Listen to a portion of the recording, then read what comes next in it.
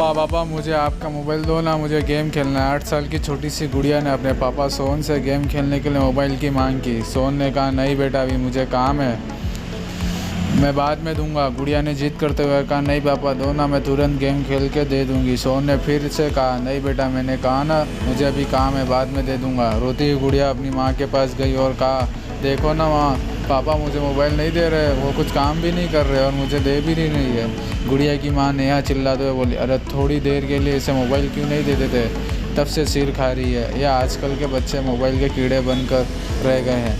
Mobile और computer के बारे में जितना हम माँ बाप को पता नहीं होता, उससे ज़्यादा तो इन बच्चों को पता रहता है। वो हमारे पड़ोसी शर्मा जी ना, उनका बेटा मोनू की उम्र हमारी बेटी से 1 या 2 साल ही ज़्यादा होगी। उसे जब देखो मोबाइल में ही घुसा रहता है। कितना एडवांस हो गया है ना उनका बच्चा। मोबाइल तो अलग बात, वो लैपटॉप भी चला लेता है। कितना मैच्योर बिहेव करता है। वो लगता है कि हम किसी बड़े लड़के से बात कर रहे हैं। बात विचार में अपने माता पिता की तरह ही स्टाइल मेंटेन करता है वो छोटा सा बच्चा।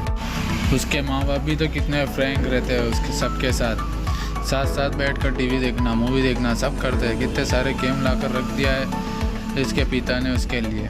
पूरे घर में गेम की सीढ़ी बिखरी पड़ी रहती है। ऊपर से मोनू इतना स्मार्ट है कि वो खुद इंटरनेट से गेम डाउनलोड कर लेता है। उनके बेटे को कभी रोते नहीं देखा। दूसरी तरफ हमारी बेटी को देखो, बात बात पर रोती रहती है, हर समय मोबाइल की रट लगाई रहती है। एक आप होगी उसे मोबाइल भी नहीं देते। सोन ने कुछ सोचते हुए कहा वो सब तो ठीक है, उसके गेम खेलने के एक अलग से मोबाइल दे दूँगा, लेकिन इस तरह से ज़्यादा मोबाइल यूज़ करेगी तो उसके आँखों पर असर हो सकता है। नेहा कुछ नहीं बोली तो सोन ने कहा मैं अभी किसी काम से बाहर जा रहा हूँ, लगभग 10 मिनट में आ जाऊँगा, फिर हम लोग सब मिलकर कहीं घूमने चलते हैं। नेहा कहा ना ठीक है, तब तक मैं उसे तैयार भी कर दूँगी। सोन ने भी कहा हाँ। रजामंदी देकर घर से बाहर चला गया, लेकिन 10 बज गया। सोन 11 बजे तक अभी वापस नहीं आया।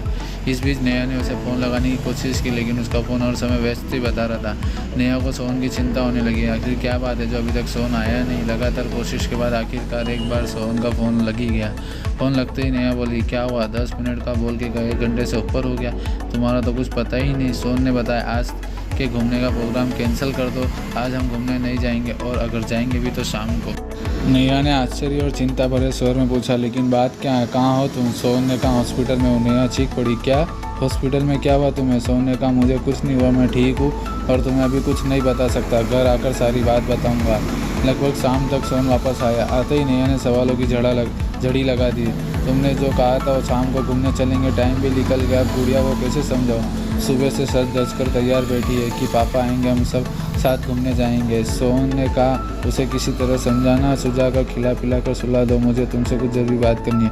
नेहा ने ऐसा ही कुछ कहा। रात को सोते समय नेहा ने सोहन से पूछा बताओ क्या हुआ, रात दिन भर किस काम बाहर रहे। सोहन ने बताया हमारे पड़ोसी शर्मा जी ने उन्हें एक परेशानी आ गई है, उसी में लगा। आज कल सुबह जैसे ही घर से निकला, बाहर देखा पार्किंग एरिया में कुछ लोग झुंड बनाकर खड़े थे।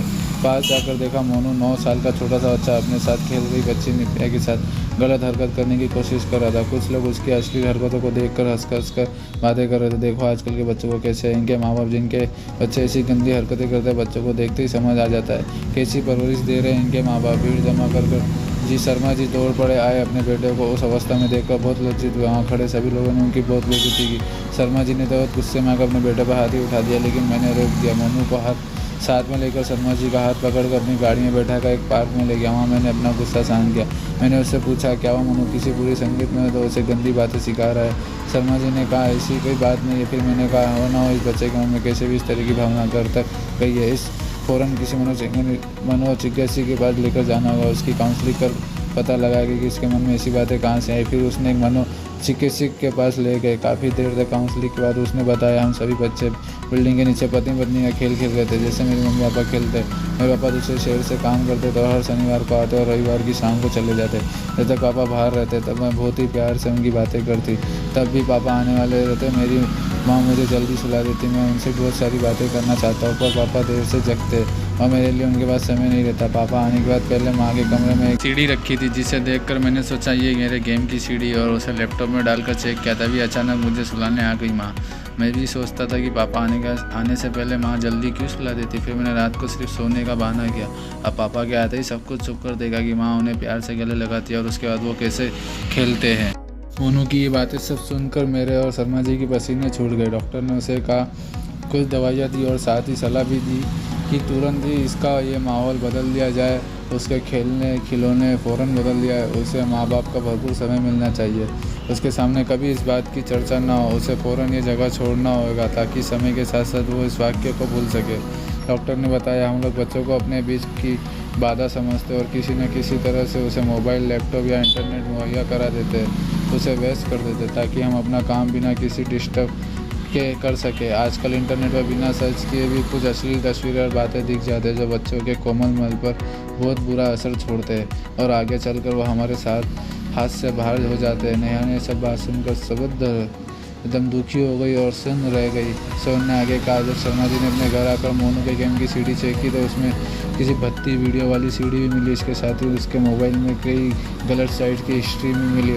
और जानती हो, उसने तो बहुत ही असली ड्राइंग भी बनाया हुआ है। ये सब सुनकर नेहा काँप उठी। उसने झट से कहा, सुनो जी, हम अपनी बेटी को अलग से मोबाइल नहीं देंगे, कभी देंगे भी तो अपनी निगरानी में और उपयोग करने को देंगे। हम अपनी बेटी के साथ ढेर सारा प्यार, समय और बिताएंगे और हर सही गलत बात के लिए उसका उचित मार्गदर्शन भी करेंगे। सोन ने भी सहमति